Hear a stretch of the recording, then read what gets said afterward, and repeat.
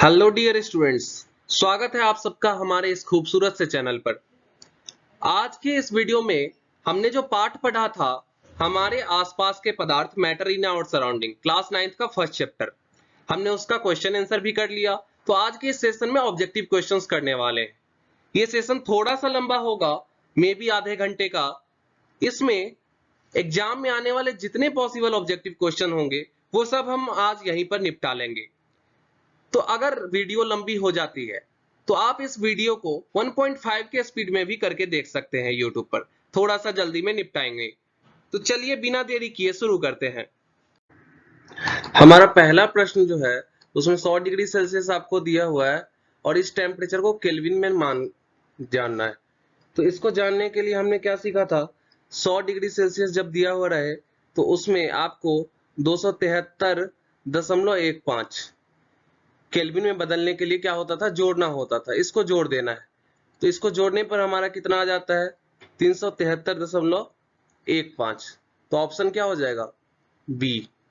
हमने सीखा है कि 100 डिग्री को बदलना हो, 150 को बदलना हो, कितना भी टेम्परेचर दिया हो उसमें अगर केल्विन में बदलना होगा तो क्या करेंगे, जोड़ देंगे। कितना से जोड़ेंगे, 273 से सीधे जोड़ ले, और ज्यादा डिटेल में जोड़ना है तो पॉइंट के बाद 15 जोड़ दीजिए।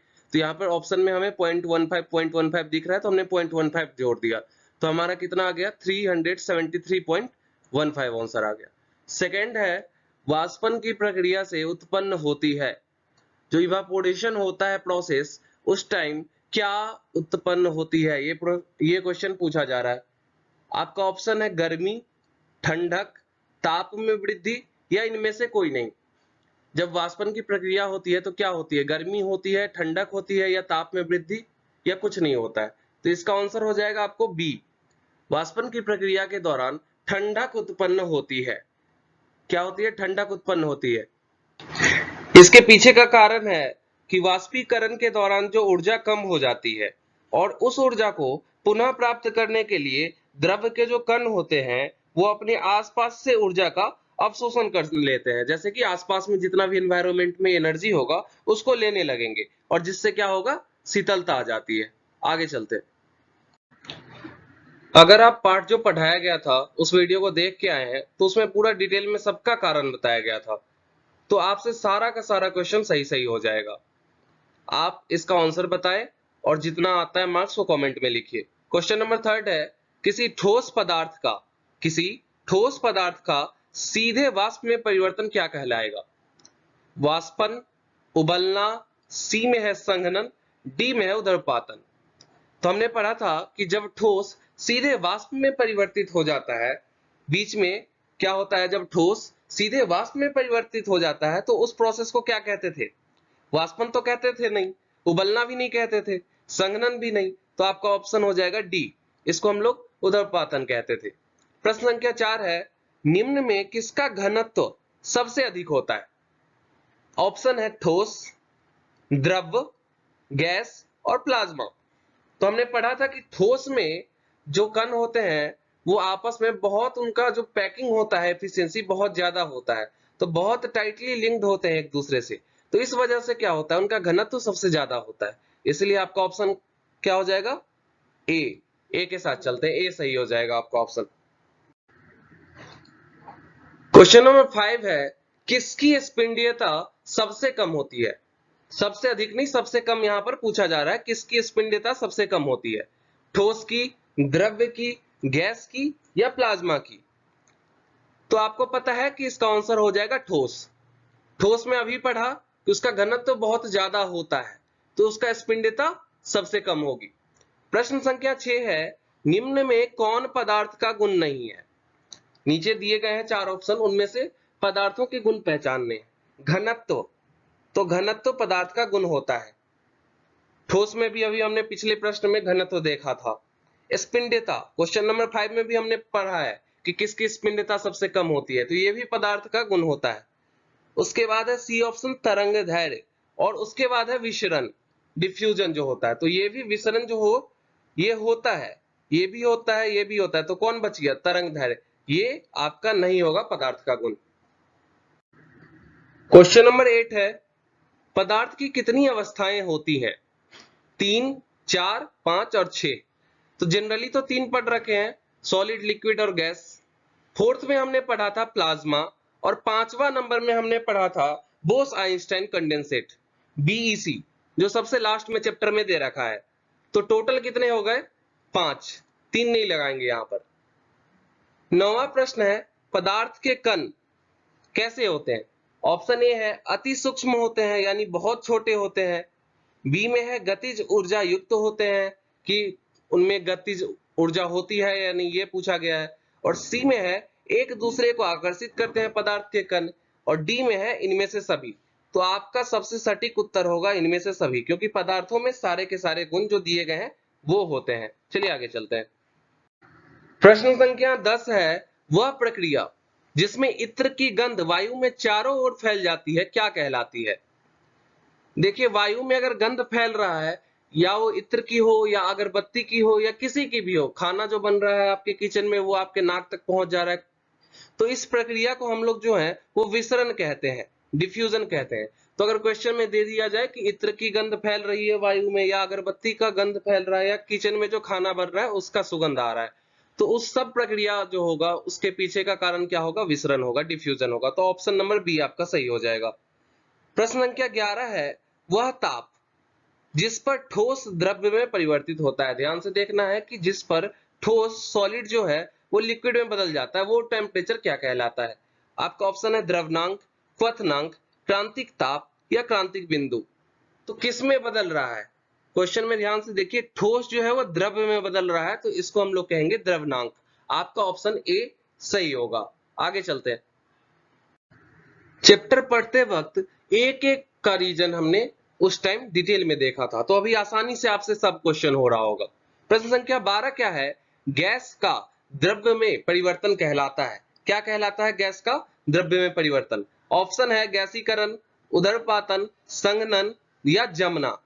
हो क्या रहा है कि गैसियस स्टेट से हमारा लिक्विड स्टेट में जा रहा है, तो गैस से लिक्विड में बदलने के लिए हम क्या करते हैं? कंडेंसेशन करते हैं, संघनन करते हैं।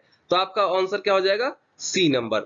क्वेश्चन नंबर 13 है, वायु का दाब यानी एटमॉस्फेरिक प्रेशर जैसे जैसे घटता है, एटमॉस्फेरिक प्रेशर जैसे जैसे घटता है, वैसे वैसे जो द्रव्य है, लिक्विड है, उसका क्वथनांक पर क्या असर पड़ेगा? आपका ऑप्शन है बढ़ता है, बी है घटता है, सी स्थित रहता है, यानी कोई फर्क नहीं पड़ रहा है, और डी क्या है? इनमें से कोई नहीं। ऊपर दिए गए जितने ऑप्शन है वो सब गलत है, इनमें से कोई नहीं। तो आपका ऑप्शन हो जाएगा घटता है। वायु का दाब जैसे जैसे आप एटमॉस्फेरिक प्रेशर को घटाओगे, वैसे वैसे जो लिक्विड है उसका क्वथनांक क्या होता है? घटता है। प्रश्न संख्या 14 है, सौर मंडल में यानी सोलर सिस्टम में प्लाज्मा जो चौथी अवस्था है, उसकी उत्पत्ति का कारण क्या है? वो जो उत्पन्न हुआ उसका कारण क्या है? आपका ऑप्शन ए है निम्न ताप, यानी जो कम ताप है, कम टेम्परेचर है वो, उच्च ताप, सी है उच्च ताप, डी है इनमें से कोई नहीं। तो क्या हो जाएगा इसका आंसर? कमेंट कीजिए जल्दी से। पढ़ रखे हैं हमने, पढ़ा है हमने इसको, कि जब सौर मंडल में प्लाज्मा की अवस्था होती है, चौथी अवस्था जो होती है, उसका उत्पत्ति का कारण क्या है? आंसर हो जाएगा सी, उच्च ताप। हाई टेम्परेचर की वजह से, उच्च ताप की वजह से सौर मंडल में प्लाज्मा अवस्था की उत्पत्ति हुई थी। प्रश्न संख्या 15 है, किसी पदार्थ का, किसी भी पदार्थ का केल्विन में ताप आपको दिया हुआ है। कितना दिया हुआ है? 673.158। तो सेल्सियस या सेंटीग्रेड में इस ताप का मान होगा। चेंज किस में करना है? सेल्सियस या सेंटीग्रेड में चेंज करना है। तो पिछले प्रश्न में हमने देखा था कि हमको सेल्सियस में दिया हुआ था और केल्विन में चेंज करना था। प्रश्न संख्या 1 में हमने देखा था, तो हमने क्या किया था? 273 जोड़ दिया था। अभी क्या करना है? केल्विन में दिया हुआ है ताप और सेल्सियस में चेंज करना है, तो इसमें से क्या करेंगे? 273 जोड़ने के बदले 273 को घटा देंगे। यहाँ पर पॉइंट क्या 158 दिया हुआ है, तो ज्यादा डिटेल में अगर घटाना है तो 0.15 को भी घटा देंगे। तो अगर आप इसमें से 673 में से जब 273 को माइनस करोगे, तो कौन सा आपका ऑप्शन सही लग रहा है? डी नंबर आपको सही लग रहा है, 400। सारे बहुत ही अच्छे प्रश्न हैं। प्रश्न संख्या 16 में पूछा जा रहा है आपसे कि आर्द्र वायु में गीले कपड़े सूखते हैं। ऑप्शन है देर से, जल्दी से, उमस के कारण या ठंडक के कारण। तो जब ह्यूमिडिटी होगी आसपास के एनवायरमेंट में, यानी जब ठंड का समय चल रहा होगा, तो ठंड में आसपास के एनवायरनमेंट में क्या होता है, कोहरा जमा हुआ रहता है, ह्यूमिडिटी रहती है, ओस रहता है। तो इसके कारण क्या होता है, गीले कपड़े लेट से सूखते हैं, देर से सूखते हैं। तो आपका ऑप्शन क्या हो जाएगा सही, देर से सूख रहे हैं। प्रश्न संख्या 17 है, गर्म करने पर गैस का आयतन क्या होगा, बढ़ जाता है या घट जाता है, अपरिवर्तित रहता है या इनमें से कोई नहीं। तो जब हम गर्म करेंगे तो गैस का वॉल्यूम क्या हो जाएगा, बढ़ जाएगा, क्योंकि गैस के मॉलिक्यूल्स में क्या आएगा, गैस के कण के बीच एनर्जी आ जाएगी, तो वो इधर उधर भागेगा। तो गैस के मॉलिक्यूल्स जब भागेंगे तो गैस का आयतन क्या हो जाएगा, बढ़ जाएगा गर्म करने पर। आगे चलते हैं, हमें आज 60 से भी ज्यादा ऑब्जेक्टिव का जवाब देना है, तो थोड़ा सा स्पीड बढ़ाते हैं। 19वां प्रश्न है, हवादार जगहों पर द्रव्य के वाष्पन का वेग के साथ क्या प्रभाव पड़ता है। जहां पर हवा बह रहा हो, हवा बहुत तेज चल रहा हो, उस जगह पर द्रव्य के वाष्पन का वेग पर क्या असर पड़ता है, क्या वो घट जाता है या बढ़ जाता है, या उसमें कोई बदलाव नहीं होता है, या इनमें से कोई नहीं। ये आपका ऑप्शन है।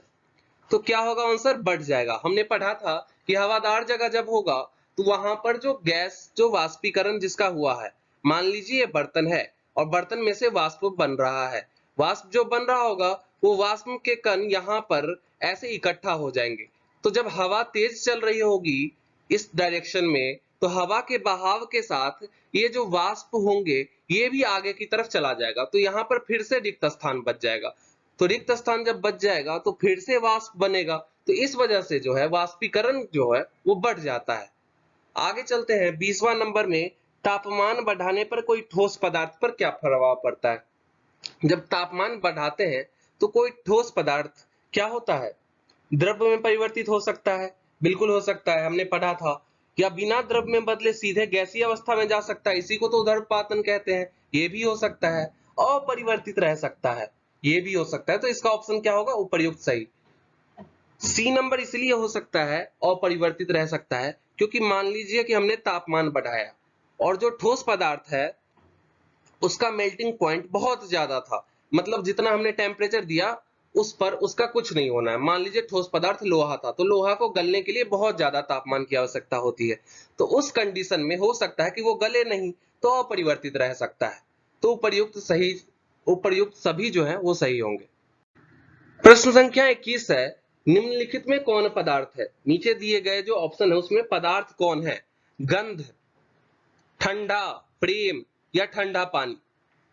ठंडा क्या है, गरम ठंडा, ये तो मौसम है। और गंध क्या है, ये तो जो हम सुगंध लेते हैं वो है। और प्रेम क्या है, एक भाव है। तो ठंडा पानी क्या है, ठंडा पानी एक पदार्थ है। तो यहाँ पर ऑप्शन डी सही हो जाएगा। अब फिर उसका उल्टा प्रश्न है कि निम्नलिखित में कौन पदार्थ नहीं है। हवा, जल, स्नेह, भोजन। भोजन को हम खाते हैं।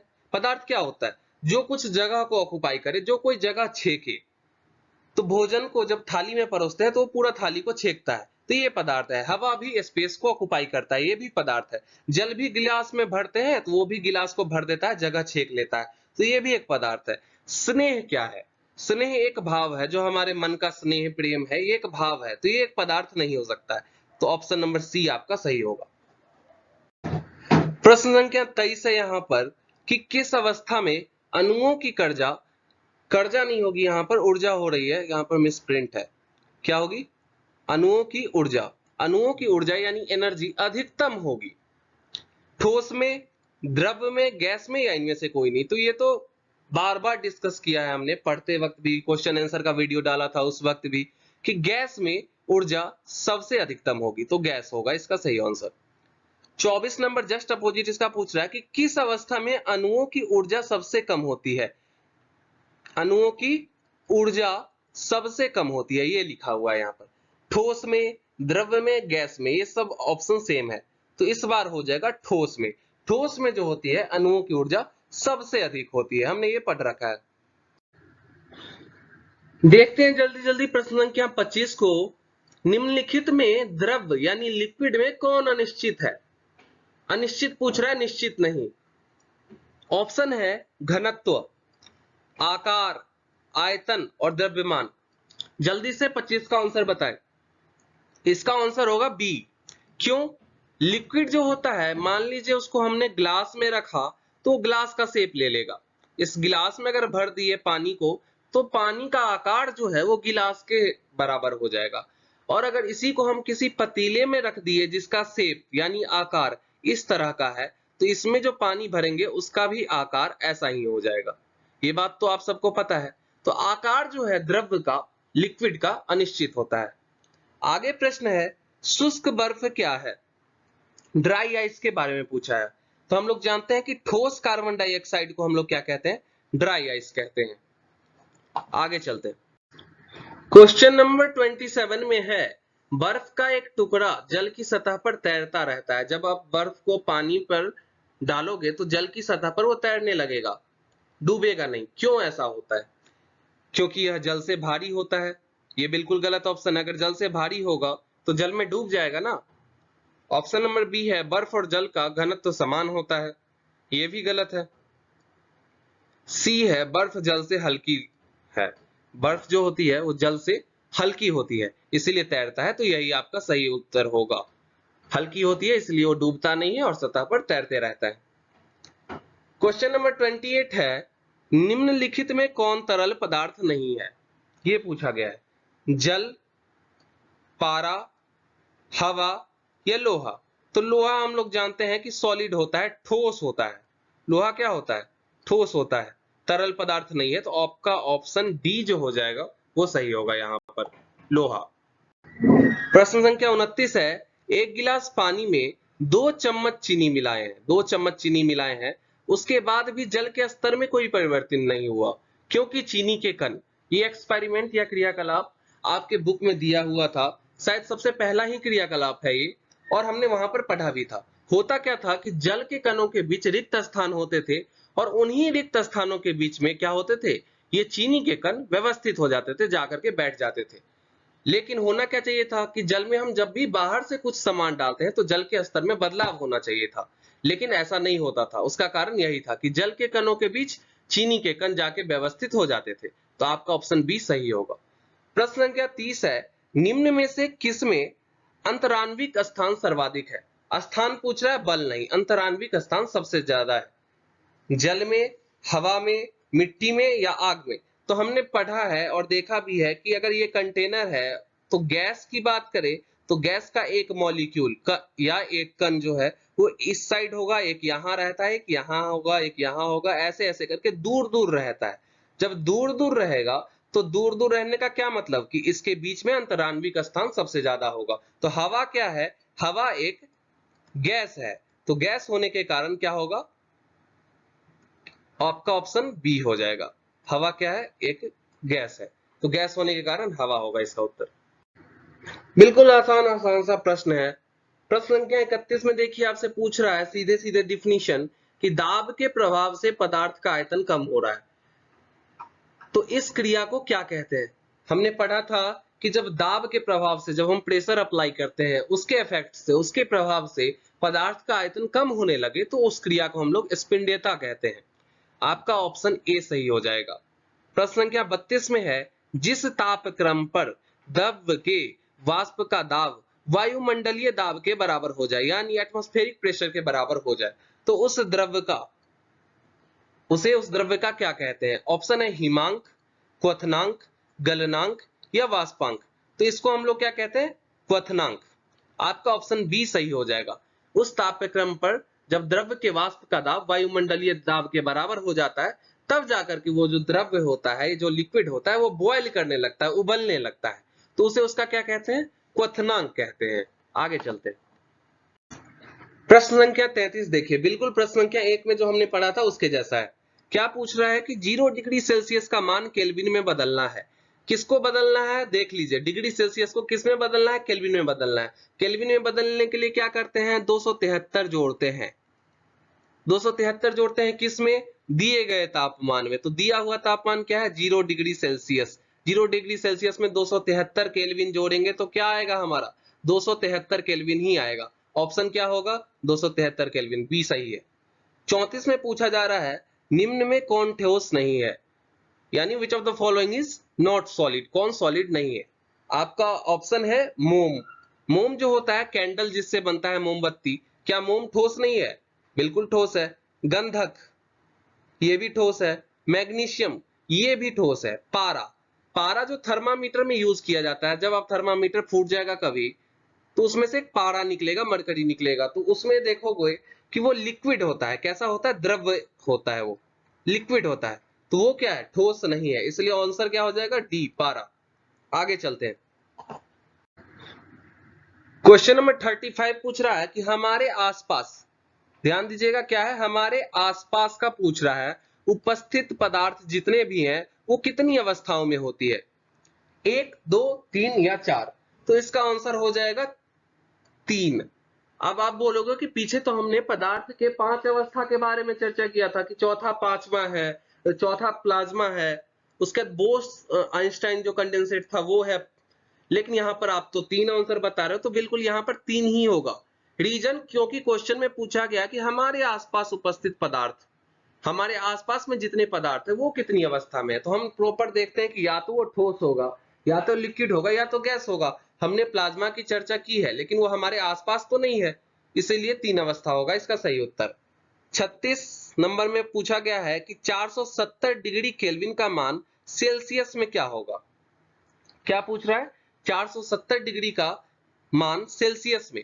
तो सेल्सियस में डिग्री केल्विन को जब बदलना हो तो हम क्या करते थे? हम 273 माइनस करते थे।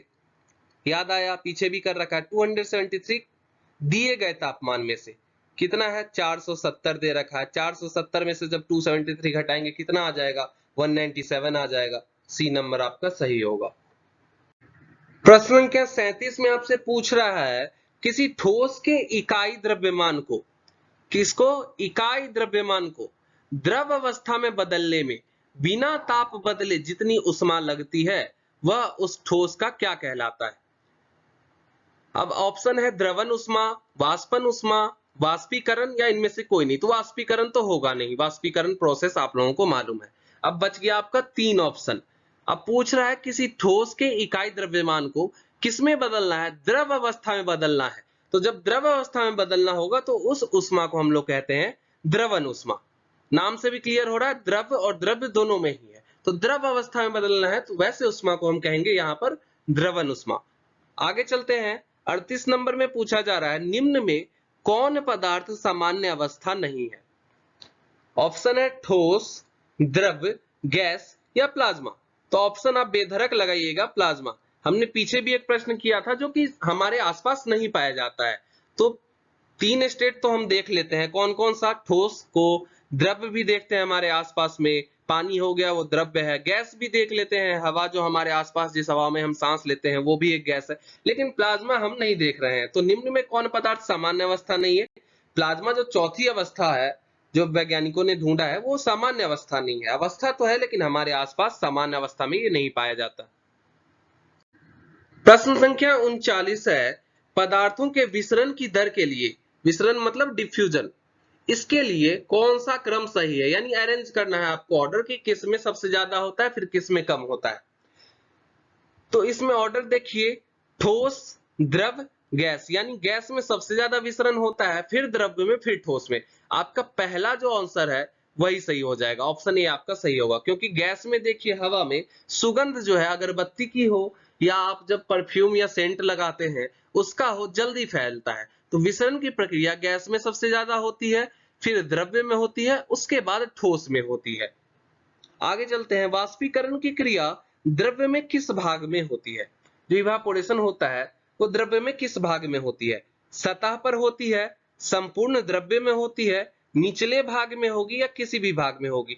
तो हमने वाष्पीकरण जब पढ़ा था तो हमने पढ़ा था कि वाष्पीकरण कैसी प्रक्रिया थी? सतही प्रक्रिया थी, सरफेस पर होने वाली प्रक्रिया थी। अगर ये कंटेनर है और इसमें कुछ लिक्विड भरा हुआ है, द्रव्य भरा हुआ है, तो वाष्पीकरण कहां से होता है? सतह पर। ये जो आपका सतह दिख रहा है ये सतह पर होने वाली प्रक्रिया है वाष्पीकरण।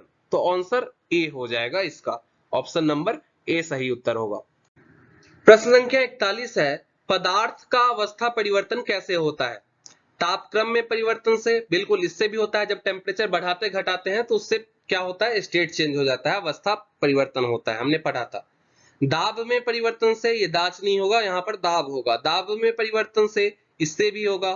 तापक्रम बढ़ने और दाब घटने से, बिल्कुल इससे भी होगा। तो इनमें से सभी, ये जो डी नंबर है ये सही हो जाएगा, सभी के सभी सही जवाब है।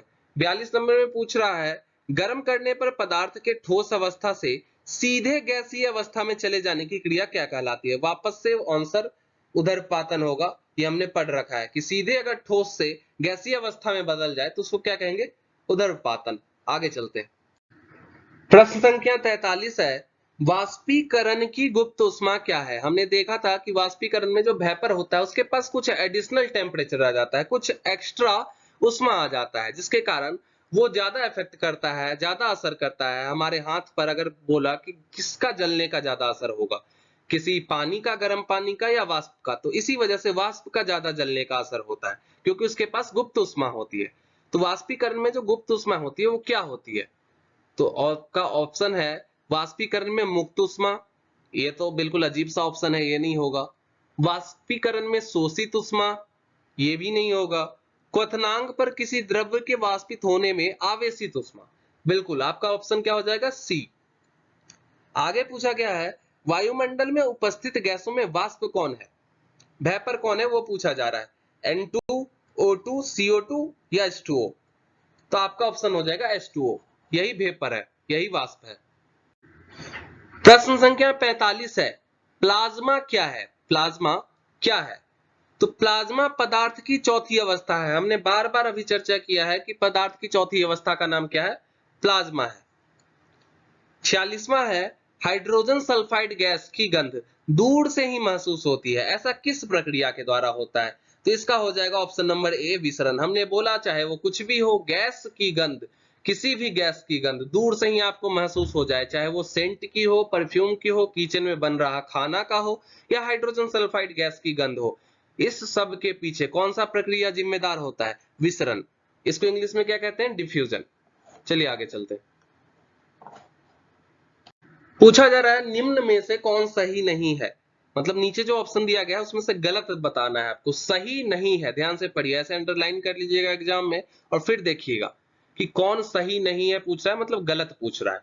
तो पहला है ठोस पदार्थ के कणों की गतिज ऊर्जा न्यूनतम होती है, तो ये तो सही है। फिर दूसरा है द्रव तरल होते हैं किंतु ठोस दृढ़ होते हैं, बिल्कुल ये भी सही है। सी में है वाष्पीकरण की क्रिया द्रव की सतह के अंदर होती है, जबकि हमने पढ़ रखा है कि वाष्पीकरण जो होती है वो सतही प्रक्रिया होती है। पीछे भी देखा है, पीछे प्रश्न जो आया था वाष्पीकरण वाला, तो उसमें हमने समझा था कि वाष्पीकरण सतह के ऊपर होने वाली प्रक्रिया है, तो अंदर तो नहीं होती है, तो ये गलत हो जाएगा। तो आपका ऑप्शन सी हो जाएगा। डी भी एक बार देख लेते हैं कि जल का घनत्व बर्फ से अधिक होता है, बिल्कुल सही जवाब है। जल का घनत्व तो बर्फ से अधिक होता है और बर्फ का कम होता है, तभी तो बर्फ जो है वो जल के ऊपर तैरता है, तो ये सही है। तो सी आपका सही जवाब होगा 47 में। 48 नंबर है निम्न में कौन उदरपातित नहीं होता? उदरपातित नहीं होने का मतलब सीधे ठोस से गैस नहीं बनता है। ऑप्शन है गंधक, आयोडीन, नौसादर, कपूर। तो जब हम पूजा करते हैं और कपूर जलाते हैं तो क्या होता है, जब उसमें आग लगा देते हैं कपूर में आरती के लिए, तो ठोस से सीधे क्या होता है? गैस में बदल जाता है। तो ये भी होगा, ये भी होगा, ये भी होगा। एक गंधक ही ऐसा है जो कि उदरपातित नहीं होता है। तो आपका ऑप्शन क्या हो जाएगा सही? ए नंबर सही हो जाएगा। 49 नंबर है, 49 नंबर है कि नेफ्थलीन की गोली कुछ समय बाद बिना कोई अवशेष छोड़े गायब हो जाती है। ये प्रश्न आपके बुक में भी पूछा गया है। ऐसा किस प्रक्रिया के द्वारा होता है?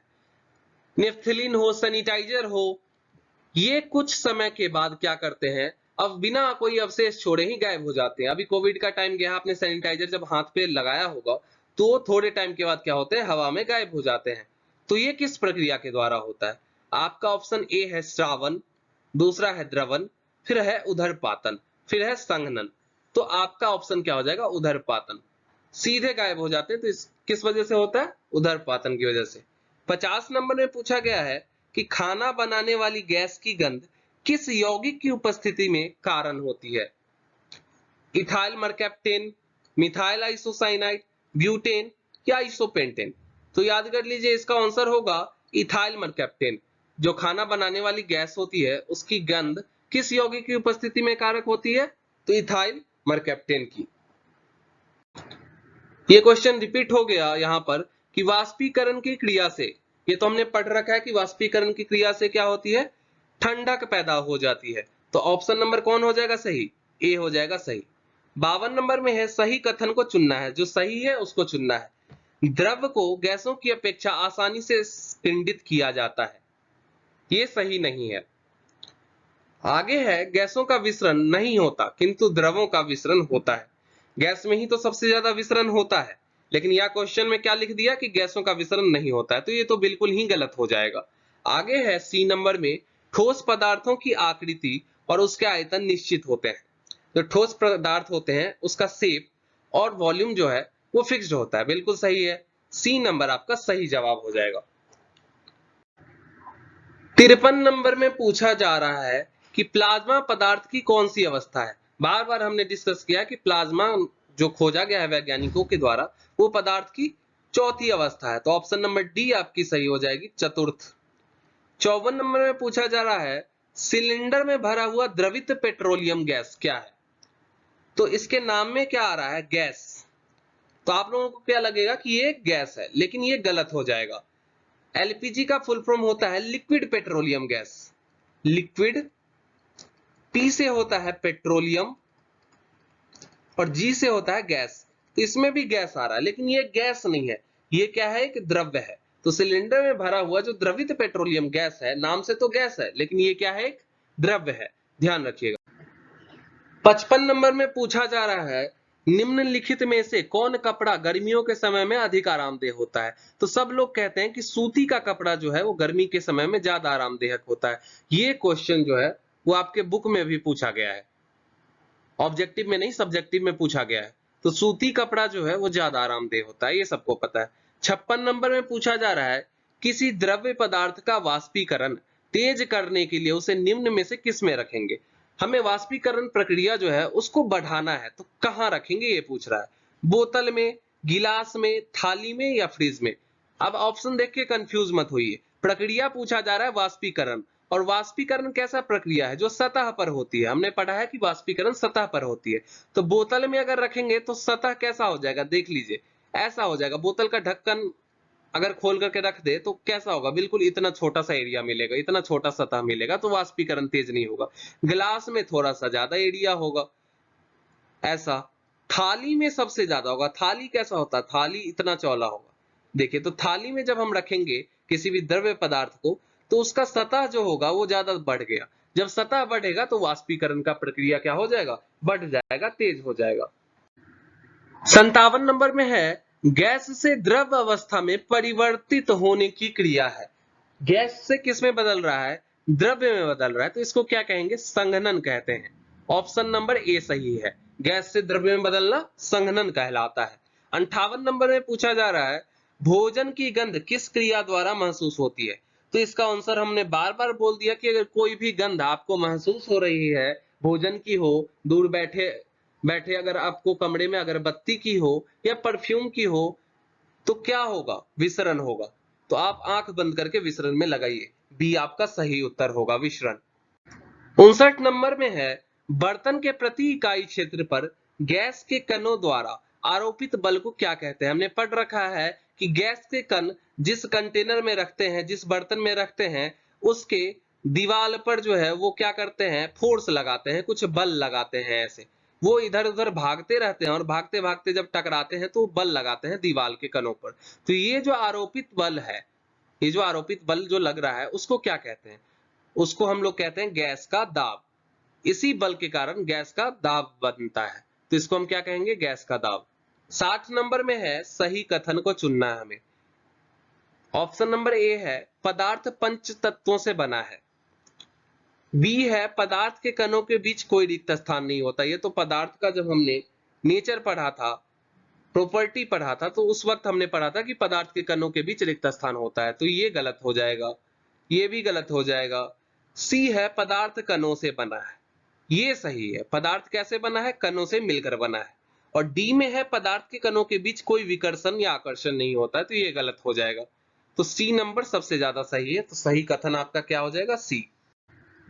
वाष्पीकरण की गुप्त उष्मा क्या है, यहाँ पर प्रिंटिंग मिस्टेक है, ये क्या है, वाष्पीकरण लिखा हुआ है। वाष्पीकरण की गुप्त उष्मा जो होती है वो क्या है, वाष्पीकरण के लिए आवश्यक उष्मा या वाष्पीकरण करने में प्रयुक्त उष्मा, वाष्पीकरण की क्रिया में मुक्त होने वाली गुप्त उष्मा, या डी नंबर है क्वथनांक पर 1 केजी द्रव्य को वाष्पित होने में अवशोषित उष्मा। तो ये सबसे ज्यादा सही आंसर जो है वो सही है, डी नंबर आपका सही होगा कि क्वथनांक पर जब 1 केजी द्रव्य को वाष्पित होने में आवेशित उष्मा होगी उसको हम लोग क्या कहते हैं, वाष्पीकरण की गुप्त उष्मा कहते हैं। तो ऑप्शन नंबर डी सही होगा। 62 में पूछा जा रहा है निम्न में किस तापमान पर जल जो है वो द्रव अवस्था में रहता है, यानी जल जो है वो लिक्विड अवस्था में रहता है। तो देखिए -5 डिग्री सेल्सियस, तो जल 0 डिग्री सेल्सियस पर बर्फ बन जाता है, तो -5 डिग्री सेल्सियस पर क्या होगा, बर्फ ही रहेगा। 120 डिग्री सेल्सियस पर क्या होगा, 120 डिग्री सेल्सियस पर 100 डिग्री सेल्सियस पर जल उबलने लगता है और 120 डिग्री सेल्सियस देंगे तो क्या बन जाएगा, भाप बन जाएगा। जब भाप बन जाएगा, वाष्प बन जाएगा तो क्या होगा, ये गैस में बदल जाएगा। 105 पे भी भाप में रहेगा, वाष्प में रहेगा, तो ये भी गैस बन जाएगा। 20 डिग्री सेल्सियस आपका सही होगा। 20 डिग्री सेल्सियस पर जल लिक्विड स्टेट में होगा, द्रव अवस्था में होगा। प्रश्न संख्या 63 में पूछा जा रहा है कि अमोनियम क्लोराइड को अगर हम गर्म करते हैं तो क्या होता है।